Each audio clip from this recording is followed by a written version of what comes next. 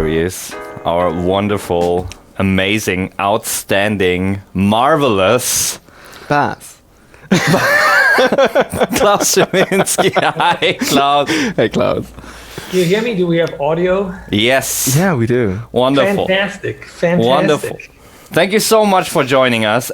For all of you out there, we actually tried to have Klaus here live in our studio.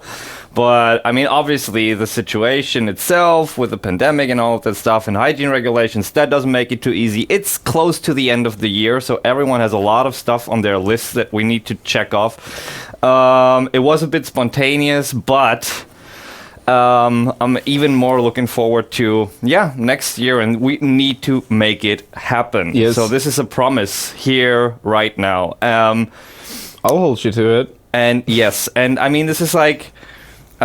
just stay tuned for.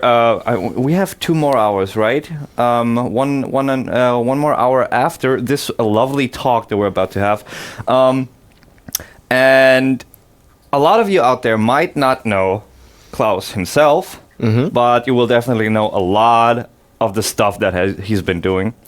We're gonna talk about that, Klaus. For all of you out there, is freelance concept storyboard artist. Why do I always mix those up? Jesus Christ. Because it's very easy to get lost in the jungle of visual development. Yeah, and maybe because I'm a goof. But I'll let you do the intro yourself. Tell us a bit about who you are, what your profession is, and just give us a couple of hints, especially for our audience, one of the big ones that you've been working on. Yes, hi, I'm Klaus. You might not know me as the storyboard artist for games like Horizon Forbidden West, Hitman 2, and Avatar Frontiers of Pandora, because that is a thing where you don't get really famous with or anything, and that's not necessary. Sure. I'm here because I'm a game artist. I work in the games industry, and I love it. It's a wonderful community of people. That's how I know Bas. That's how I know Nico. And that's it's just a pretty great job that I have, and I want to talk today a little bit about how awesome it is to be a game artist. I will also probably talk about how hard it is and how tricky it can be to get there. I've been around the block. I've been doing this for a while. I will share with you an animated video today for the first time that I haven't shown before. Ooh, hell yeah. I'm going to show you some old stuff that I worked on in the past, and we'll almost show you nothing about stuff that I'm actually working on right now because that's all under NDA, under non-disclosure agreement. It's not allowed to show you that stuff, that material, until the game is released, and even then you might have to jump through some hoops to get that going, but that's normal. That's what we have to live with. I'm no longer really an illustrator. I started out as an illustrator. Illustrators just make art, and then it's immediately used for publication or advertisement, and then you can basically do something, and a week later or a month later you're going to see your art. In my case, for example, when I work on a game like Horizon Forbidden West, which is 2 years in development for me, then for storyboarding, for pre-production basically, then you just have to wait a whole lot of time until you can actually show any of your work. And even in my case, it's especially interesting because as a storyboard artist, none of your pixels actually go into the game. Nothing that you did is seen in the game. Everybody else, every single person almost, except IT management and HR, are able to say, oh, look, this fog, I animated the particles for that. Oh yeah, this is the character I designed. Oh yeah, do you see this scrap? I actually modeled that on the character. You see the texture here? I did that. With me, zero, none of that stuff. Yeah. So that's a bit of a pity. Also, I'm a storyboard artist, so that means half of my shit is getting thrown out. Which is normal. It's called production process. That's normal. You try something out, throw it against the wall, see what sticks, and the stuff that falls down, you can never show that to anyone. You just put that into the drawer, it just goes in there, and the rest actually goes into the game. Except, as I mentioned, my stuff doesn't really go into the game, so that's a little bit different. But it basically is the groundwork for everything that comes after. At least, when it comes to the stuff that your storyboards are used for.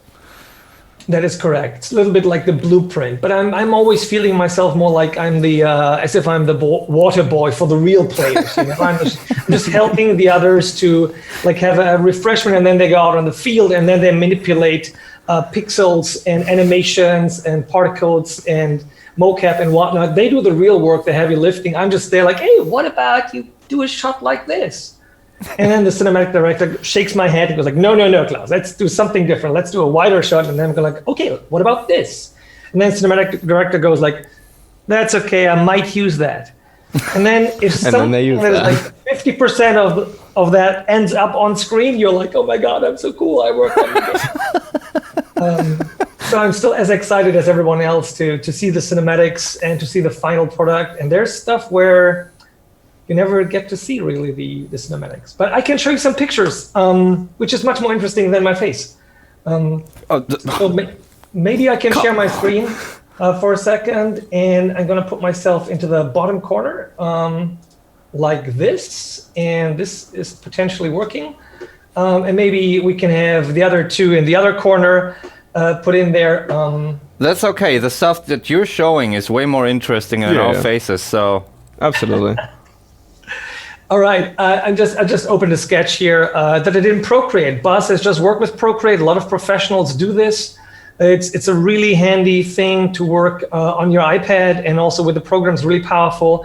I mostly work with Adobe Photoshop because I love it, and I grew up with it. I've been using Photoshop since '98. That was Photoshop 5.5 or something like that. And I had a Wacom Intuos 1 or 2. It was gray still. It cost 800 Deutschmark. And today I work with an Intuos 4 that is big. I don't have a Cintiq, one of those glowing monitors. So I don't have that. So this is a sketch that I worked out into a storyboard frame for an animation project that I did earlier this year with some friends of mine, Des and Tom, who make a game called Hellbrand, the Hellbrand game, and we're gonna look into a full, well, actually excerpts of an animatic that I did. It goes like 1 minute and then it's already over. The real thing is over 2 minutes, I think, and it's pretty cool. It's pretty fun stuff. But maybe more of an introduction to me now would be like going on my website, looking what I've worked on in the past, and then we circle back to what I've recently done. And then maybe there are questions in the thread where we can like do a little Q&A, and maybe Buzz and Nico still have questions as well. Is that cool? Oh, I will. Fantastic. As you can see, like you always have to interrupt me and stop me from talking, otherwise I'll just go on to do the thing, because that's how I roll. I cannot slow it down. Buzz knows me from workshops. I just cannot slow down. Once I am there, I have something to show, then I'm doing that. Which is honestly fun though, because as Klaus said, like we know each other from way back.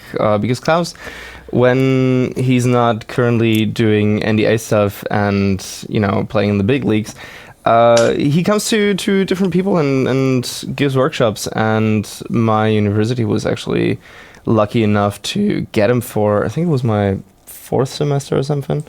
And Klaus is doing 2 weekends basically of was it 2 or 3? I don't, either which way. 4 days, I don't know, it's a long time ago. It has been a long time back, hey. And something that I teased on earlier, that I only like briefly touched on, but honestly, if it weren't for Klaus's course and workshop, I probably would still dig around in the hobbyist section and do some weird odd job somewhere completely outside of the games industry. There was some incredible knowledge that was passed on, and that's something that I've been talking about a lot over the Art and Animation Summit, and in the weeks that we prepare towards it, because the art community has always been living from passing knowledge on. Like every artist at some point comes into the position of passing something on, and Klaus does it professionally. And fuck, if it wasn't for him, a lot of my stuff wouldn't look the way that it does these days. Thank you. I'm happy I could inspire you and not stop you, but it's really difficult for a teacher. I love talking about art and what I do, and I love helping people.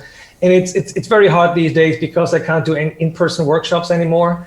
And so just helping somebody improve their piece, their personal piece, that gives me much more gratification than just coming somewhere online and talking about generalities and going like, what's your general approach? What's always good to do? That's one thing. What always helped me is if somebody bashed in my head and we're like, no, Klaus, this line is wrong. See, in your illustration, you cannot do this line. You have to do that line. And that nitty gritty thing, that's where I actually thrive, I think.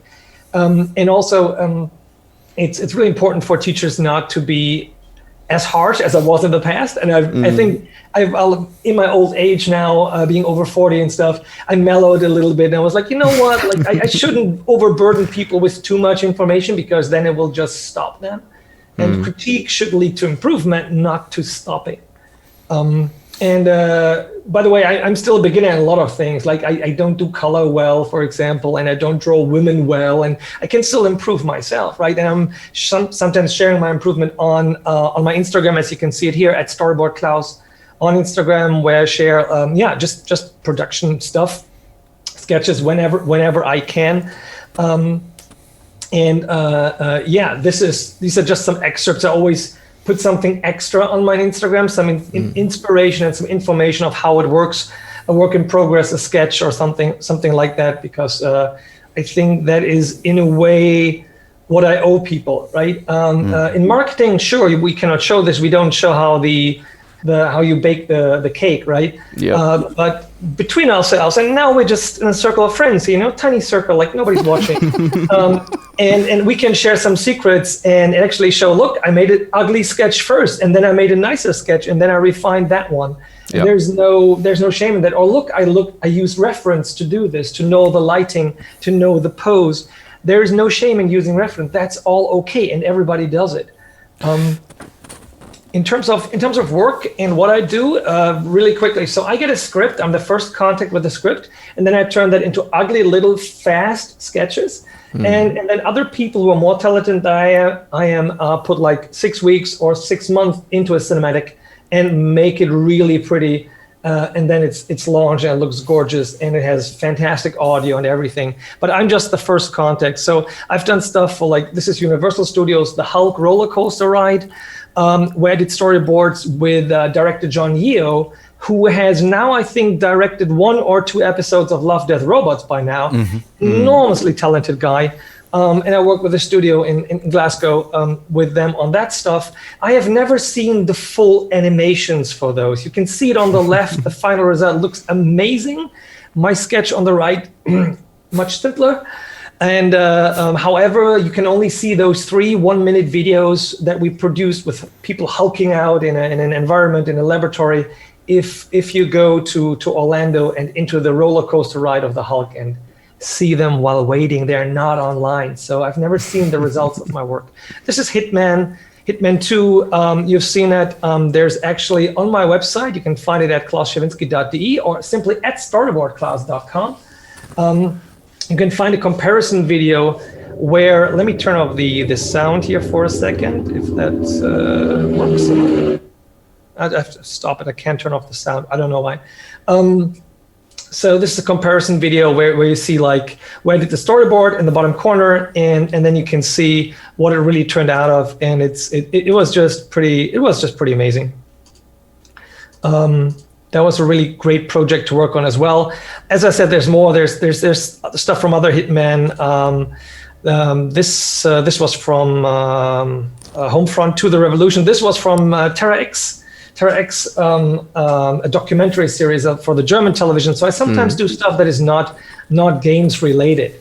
I think that gave you a good overview about what I've been into. I've got some more things here, and there's a funny thing I want to share with you guys, because I just found this because I was watching the Twitch stream, the devcom global Twitch, and I saw you had an interview with Stefan Halbig from CRYTEK on there. I don't know how recent that was, but they did a Crysis 2 remaster. A couple days ago, yeah.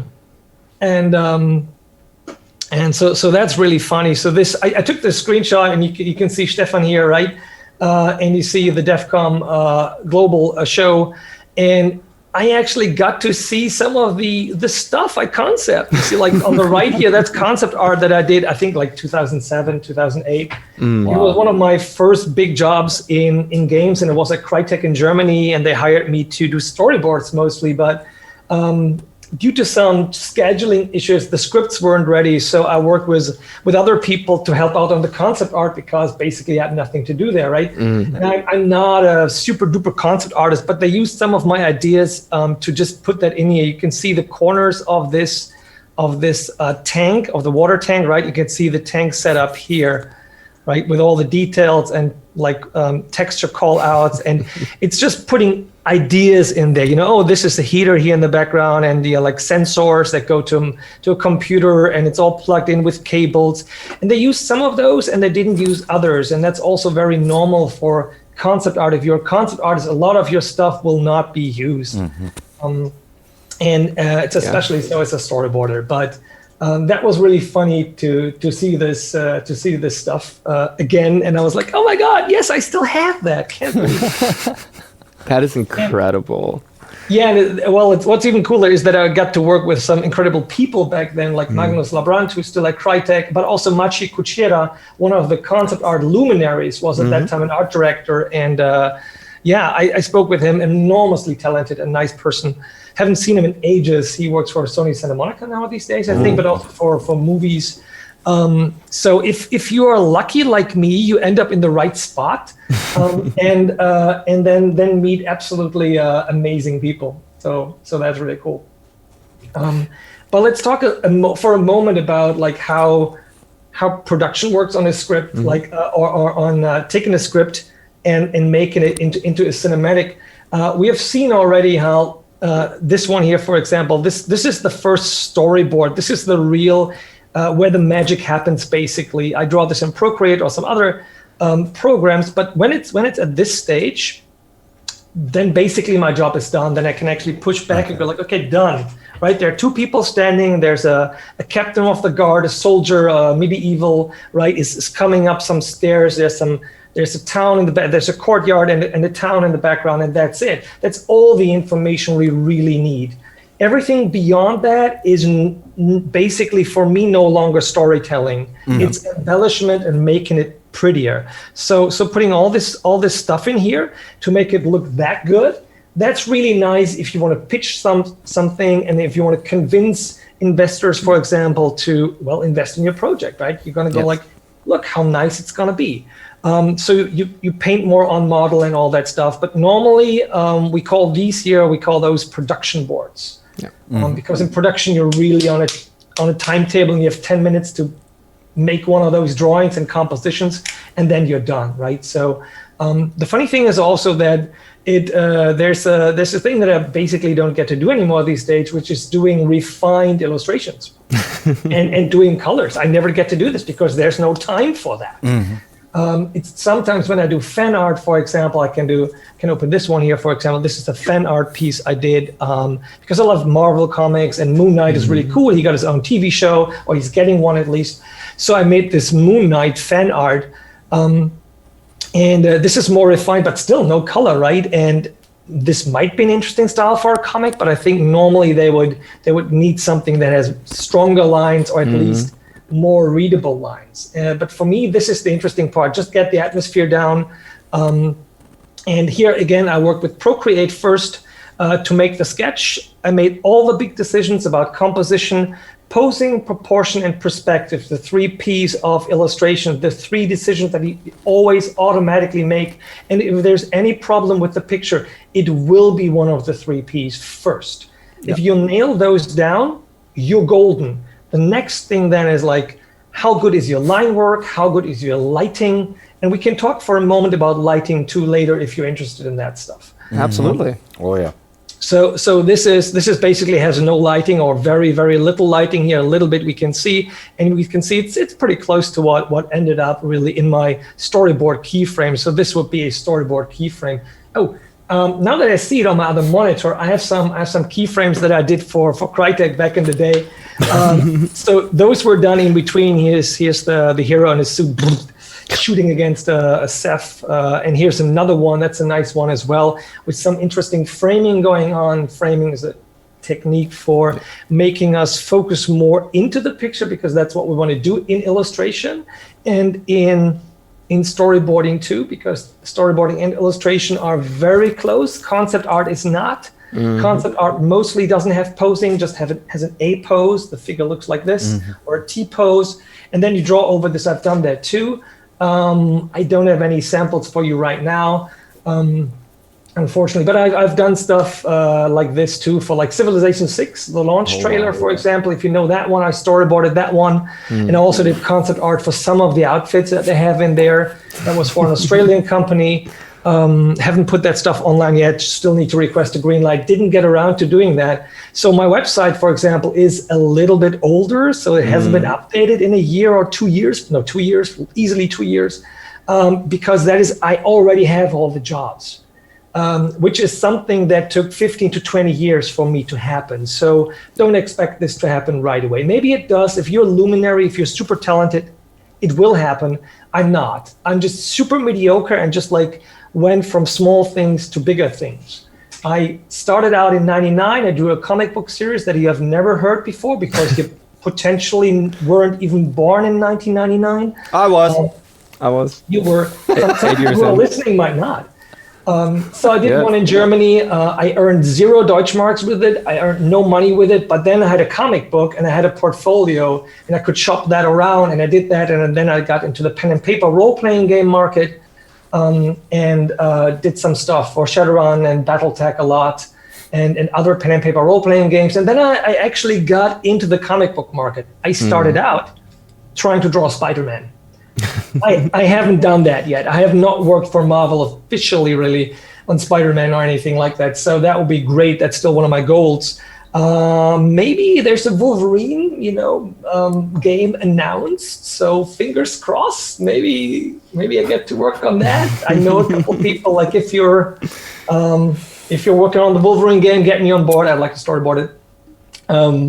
But you still need to have goals, right? Even if you're 20 years in the industry or in the entertainment industry, like I am in 15 years plus in the games industry, you still need to have goals, and it's fun that I still have that. I enjoy this. 100%. I mean, you do have to have something to pursue, otherwise you're just gonna, your work is gonna go stale at some point, because you don't have something to strive to, you don't have something to work forward to, and at some point you're just losing touch. And so, no, having goals is something that drives most artists. For me, it's Wizards of the Coast.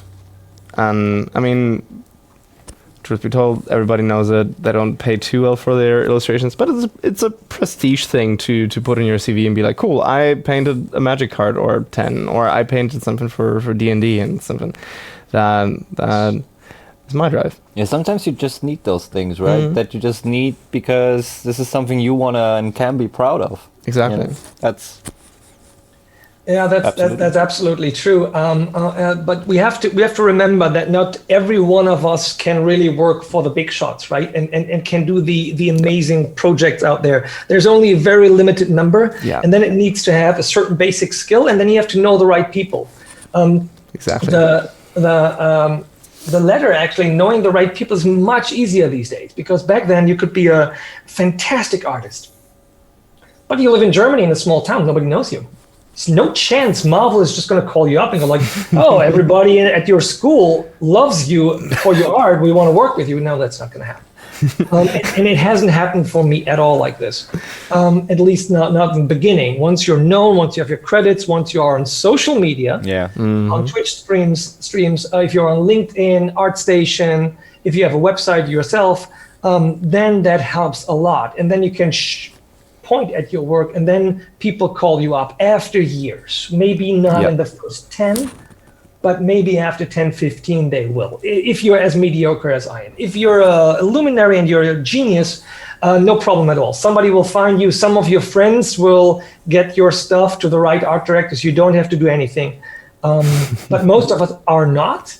So that's the reality there. So we have to work through it and show our craft, show our drawings, show our styles on these channels, and just I can only applaud everybody who's brave enough to do this, because if you don't show your stuff, we can't become your fans, and that's sad. So we need to share our art. It's our job. It's our duty.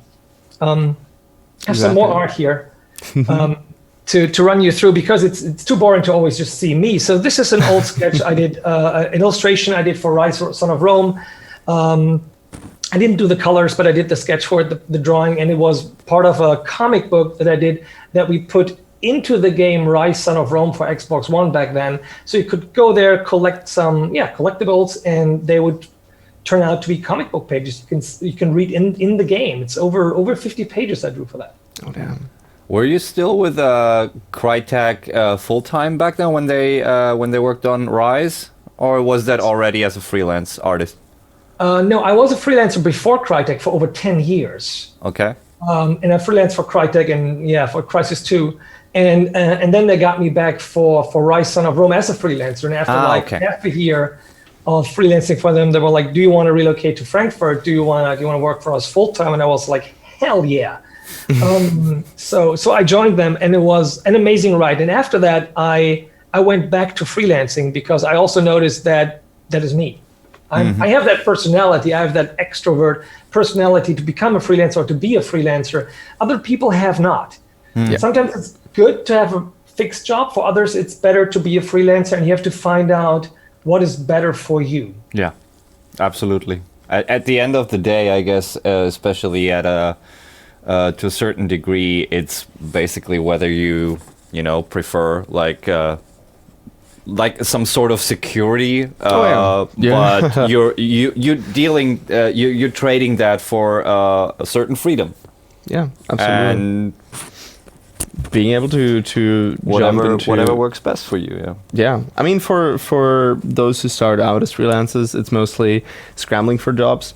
And usually when you start out and you're not a protege of some some mentor, some school that is just skyrocketing, it's pretty hard to find those. And so you work odd jobs and apparel stores. You go work behind the cash counter for some grocery store.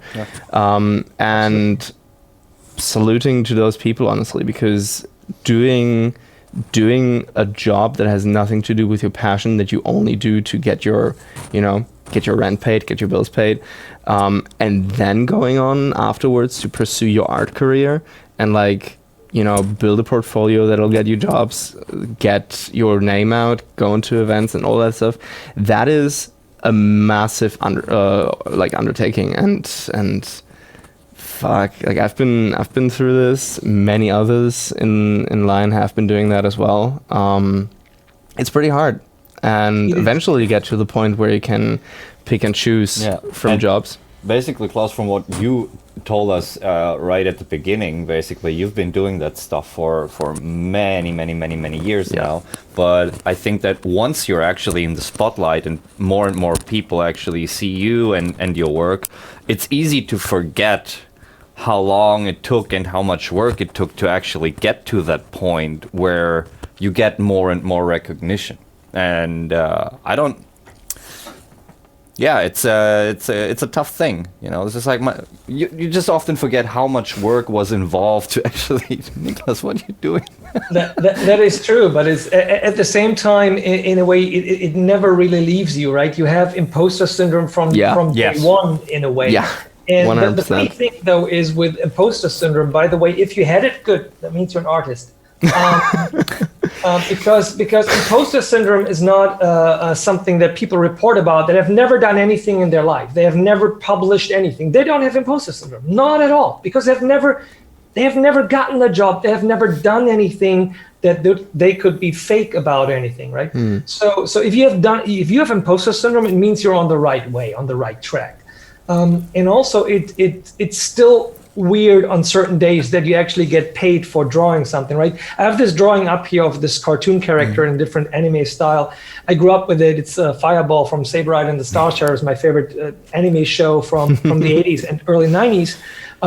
And I started out drawing this comic in school when I was 15, not because I wanted a career in games, but because I wanted to draw and have fun with these characters and relive their amazing adventures. And I showed it to my friends. They were entertained. And I learned that if I learn to draw better, then I can entertain them more because I can tell different stories and I can use different perspectives and stuff. And later on, I actually, what happened is that I was able to work on this show in a way because the German publisher made a CD, an audio drama of Saberite and the Star Sharers, and I was able to draw the covers for that, and that was really a cool thing to do. I also did in the past. I worked on G.I. Joe, drew 2 comic books for that. That's the last issue. I still had a copy here somewhere. And I hope it's still in mint condition. Yes, I have some in mint condition. But I only did the cover. The last one I only did. For this one, I only did the cover. And that came out like a year ago. So I just threw it into the direction of IDW. And they were like, yes, yeah, sure. We're going to publish your cover, which is something you can do after 10 years and knowing everybody in the industry. And having been to San Diego Comic-Con like 6-7 times when it was still cool. So in 2001, I really started to develop as an artist, and I was told, like, Klaus, you have to go to San Diego to Comic-Con to meet all the people there, and that's what I did, and that's how I got my that's how I really got into the game of creating art for a living. I met some amazing people there. For example, I worked for Heavy Metal magazine then. That was my first comic book publication in the United States. At that point, Kevin Eastman was still heading that thing, and he did handshake deals. You just go to him, show him the story, he flips through the colored pages, in your portfolio, and then he goes like, cool, I like it. And you shake hands, and then the entire stuff with the business and contracts happens later on, and 6 months later you're publishing in Heavy Metal magazine. And you might remember Kevin Eastman's name from creating the Hero Turtles together with Peter Laird.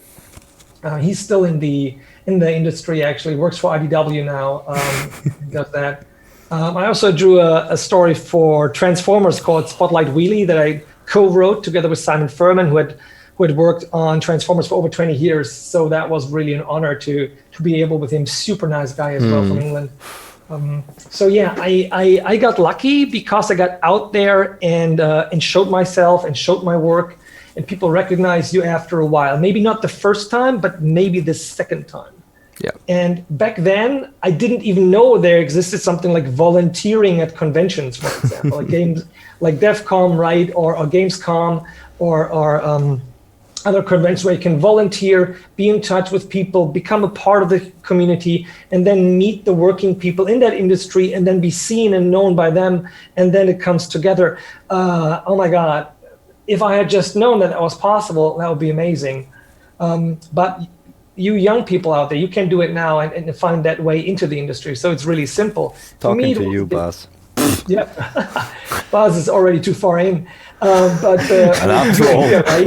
I'm already just sticking out with my hand and like a little bit of my face. Like I've been sucked into it. Yeah, I'm too old. I'm just trying to stay afloat. That's what we all do. It's funny, like you're working on giant projects, right? And you are like I am, right? After 15 years of doing tiny projects and small things, and illustration here and 10 illustrations there and 20 illustrations there, and keeping a deadline, and then a client comes back and all that stuff, right? And you do it repeatedly, and you're always under pressure. Yeah. And at some point, you're like, if you're lucky like me, then the pressure goes down a little bit now. I'm one of the few people who was not affected by the COVID pandemic, right? Because I just work from home and just do sketches for a living.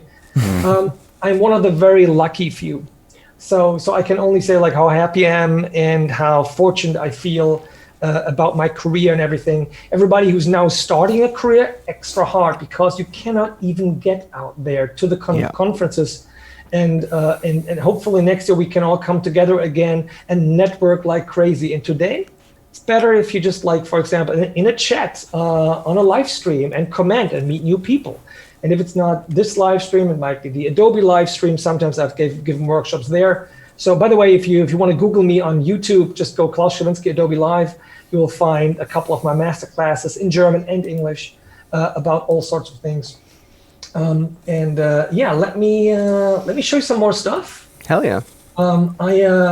I just want to talk about this thing where I get the script, I draw the script, and then other people look at it and go like, okay, we can cut this together into an animatic, and it will help us tell the story, and we see where mistakes are, and we find out where all the holds are, and we see what works and what doesn't work.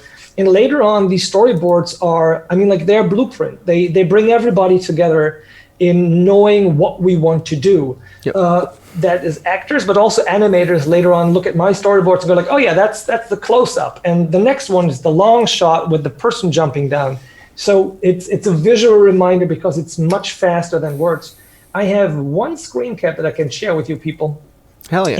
And that's from a video that was released, so I can actually show this. This is the shot from a video about the actor Ashley Birch, who's Aloy in Horizon Forbidden West, and we see her here. You see my mouse, right? Like on the left, you see her here with the entire performance capture, the PCAP camera on her face, and all the dots there. There's another actor with the a motion capture suit. You can see my producer, my cinematic director on the right, and you can see my storyboards, right? They're looking actually at my storyboards, and you see how poorly drawn this shot is, right? It's very, very simple. It's just Aloy. We see her with the bow in the camera, and actually it's multiple shots. If you can look at it closely, we see like 1, 2 in the animation. She's like moving the bow a little bit. We don't know who she's aiming at or anything like that, and that's not important, but you can see like these drawings are very simple, and a lot of people will go like, okay, I can draw that too, no problem. And you can, and you should. So maybe if you're that good and do that, simple drawings, then maybe storyboarding is something for you. But indeed, it also takes more drawing skill in other things like backgrounds, perspective, storytelling with motion, knowing about film language, and knowing about the production process, because the game production process is different than the animation or the live action production process. I have one more. I have one funny one more for you guys to share, and that's really cool. So check this out. This is I'm really proud of that one. I just worked one day on the production, so this is not about games. So this is a screenshot from Babylon Berlin season 3, I think. So the latest season that came out, you can see there's a person drawing like a picture of a person clad in black, right? And this was used in the show. You can see it here in this other screenshot, where the detective is hunting for somebody. Have you seen a person looking in a weird outfit like this? And this outfit was drawn by me for Babylon Berlin. So I went to Berlin on stage and hung out with the people there. Was pretty amazing. You see, this is another screenshot, and this is from the actual set. I was actually sitting at this table and watching for a few hours, watching them rehearse and actually do shooting in different angles and different recordings of one particular scene where the sketch artist, the police sketch artist they got in there, was drawing that sketch, and they wanted to show that in the movie, in the production. I wanted to see a hand drawing that, so I lended them a hand, right? I gave them my hand. This is actually my hand. But you will never see my face because the sketch artist was played by Gilberto, by a friend of mine that I met. Super nice guy. That's him. He looks much more cinematic than I am. Here's the two of us. I was wearing his clothes later on, and he did an amazing job. Even, I think, had a couple lines in there. Really cool scene. That was one of my favorite moments in filmmaking. Hell yeah. When I was in Babylon Berlin. And what I did when I was hanging out there and having nothing to do, just watching them, sketch something or take the sketch, move it around, that we printed on a certain piece of paper that was right for the scene. I was just doing this. I was just like doing impromptu in the moment sketches of the characters. Here's Gilberto as the sketch artist, and that see, that is real pencil, right? This is pencil. Yes. This is what you do if you're bored. Always have that with you. Yep. Make a sketch, and as always, they're really nicer in real. I'm bored so often, but my pictures don't look like that. Well, but here's the thing. That's something that Ryan said yesterday. That's something that I will preach until the very day I die. honestly, everybody can draw. Every single person on this planet can draw. It takes time. It takes practice. You have to study. And by study, I mean, okay, so here's every time that I say that, people are cringing and like getting weird facial expressions. When artists talk about studies, it means that you try to replicate something through your pen, which means, or your brush, which means you are studying an object, the way that a person looks, the way that texture looks, the way that certain material, and yada yada. So you try to recreate it. Yeah. And it is one of the quote unquote simplest ways of improving your art. Yeah. I remember. It's not only with art, I think it's actually with everything, because at the end of the day, if you want to become a master of a certain trade, then it's hard work. Yeah. When people talk about talent, I do think that talent exists, or in this case, it's more like you might have an easier time of picking things up, but if you don't put in the work, if you look at people who are experts, masters of what they do, you often just don't see how many hours of pure work they put in, be it athletes, be it artists. It doesn't just come to you overnight and suddenly boom. Absolutely not. No, and that's where many artists over the hundreds of years have taken offense in people saying, "Oh yeah, you're talented," because I mean, we as the art community have a different connotation and definition for what talent is, because talent in the end is just interest, because nothing just falls into your lab, nothing just appears out of nowhere and suddenly you're good at it. You're born with an interest into something. Like the way that you're growing up, you develop certain interest in something, and if it's art, then you will have automatically from your interest just the passion, and you start spending the time on it, and that's really what it is. It's passion and time and interest. From an outsider's perspective, like I said, I'm no artist at all. What I would probably, just from my gut, what I would add to that definition of talent as an artist, it would also be a certain creativity that is. I think there are people who they are completely creative in a different way, and you can be an amazing artist, but you're more like a craftsman. This is like, okay, you can draw the most amazing pictures, but you're probably not that kind of person that comes up with the weirdest ideas. Trucks, just as an example. At least that's how I see it. Like I said, from my gut. But talent, again, is definitely not something that just turns you into an artist overnight because you might have the proper genes. Yeah, exactly. Yeah, the talent is the factor how fast you acquire a skill. Yeah, right. Basically, and if we all have a basic factor of talent of 1, right? It's always factor 1. Some people have factor 10, but if they only put in 2 work, they're only at 20, right? Yeah. If there's somebody with a talent factor of 5 only, but he puts in 20 work, he's all of a sudden at 100. Yeah. Right. So work is the bigger factor than talent. Exactly that. But indeed, there is something like this basic. Like some people have an eidetic or a photographic memory, so they can just pick up stuff much faster. Yeah. Some people are colorblind, so they have a really hard time with colors. And everybody else has a superpower. Like, what? You can tell those colors apart? That's weird. You can tell these boxes apart? You're telling me this is blue and black? Yeah, it's so I'm not colorblind though. I love black and white, and I grew up with line art, and putting color on drawings was hard back then because when I grew up, I only had Faber-Castell. I only had these colored pencil stuff, and later on, I like Copic markers weren't even a thing. Yeah. Back in the 80s, right? Nobody had those.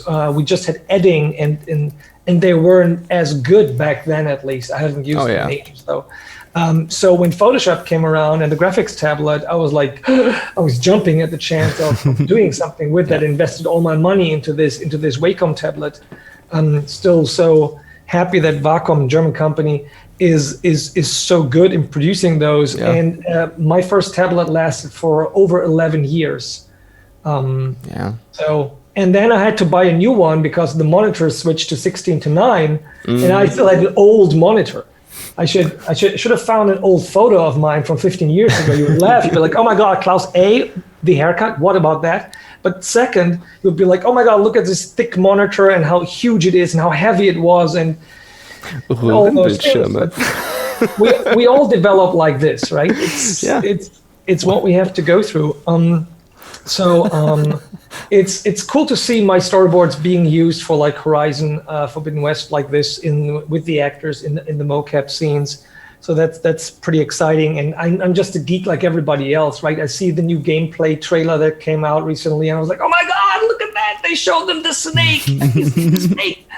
And I go nuts over it. And that is great if you can still be a fan like this.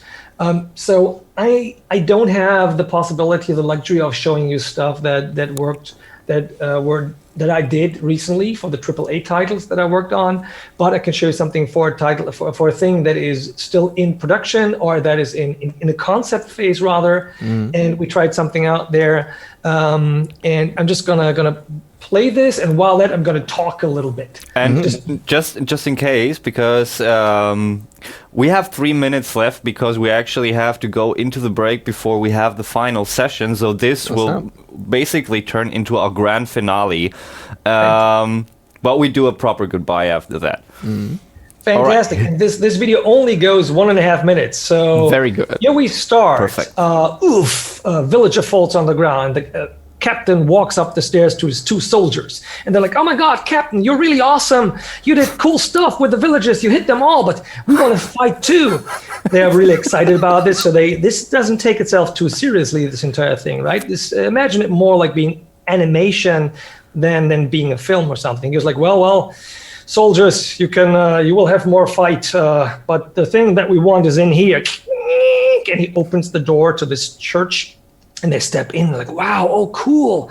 This would get better close the door behind him." And they come inside, and there's one person sitting at the altar.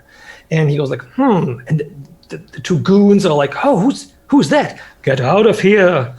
He's like, "What? Huh? I don't know. Who is that person? Is that a woman?" And he's like, "Perfect. This is where you are." "Yes, here I am, my former student." And then he goes to her, like, "Well, are you ready to fight? Because I want the thing that you have." "Well, you're not going to get it." "Well, then it's going to be blah, blah, blah." Insert cool dialogue here. And she's like, "I'm ready to fight." And he's like, "Yes, then let's go for it." Bam. Pew, bang, dong. Give me the thing. And we fade out and finish. So this is the pitch for this thing, at least as far as I can show it to you. And the dialogue isn't really important or anything. What's important is the action, and that we get the feeling for what is happening in that moment. So this is an animatic. Those were like, I don't know, 150, 200 drawn frames. Like the first one I've already showed you at the beginning.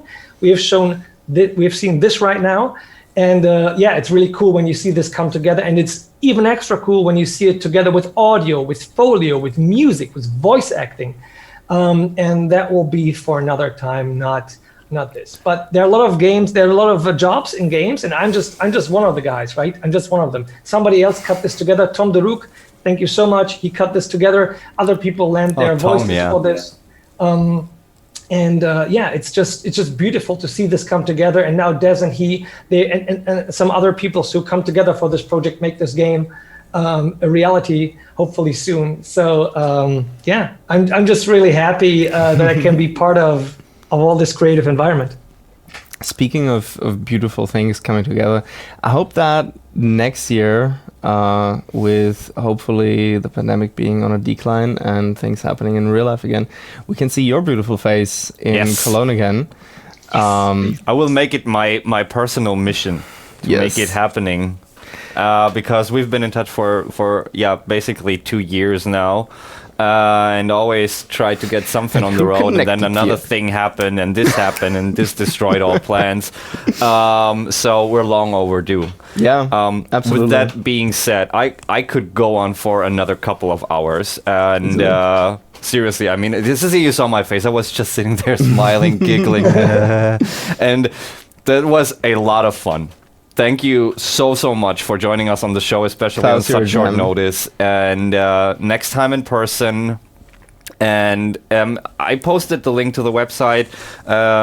Please check it out. I didn't post anything from YouTube because I Googled it, but just type in Klaus Scherwinski and you will find a ton of stuff, ton of podcasts with Adobe. Go check it out. Klaus, thank you so much.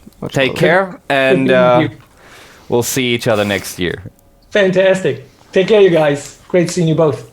Bye-bye.